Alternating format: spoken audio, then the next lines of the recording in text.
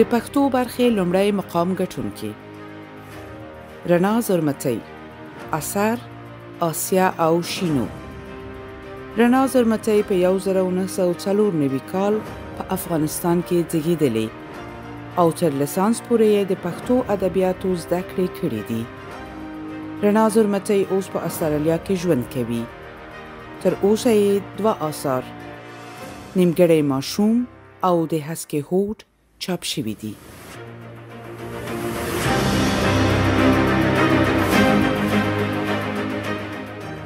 د پښتو برخې دوهم مقام ګټونکي: نازو پسرلی، اثر خاوره.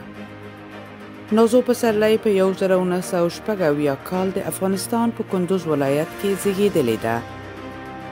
نازو پسرلی اوس په ناروې کې ژوند کوي.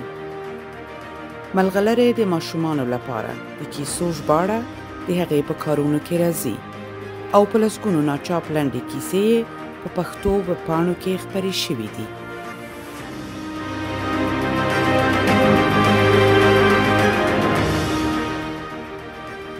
د پښتو برخې دریم مقام ګټونکی: رحمت شاه فراز، اثر اعدام. رحمت شاه فراز د پکتیا ولایت د زرمت ولسوالۍ اوسیدونکی په 1999 کال کې زیږېدلی دی. خپلې زده کړې په کابل کې په افغان ښوونځي کې بشپړې کړې او بیا یې په مریم پوهنتون کې د کمپیوټر ساینس پوهنځی پیل کړ.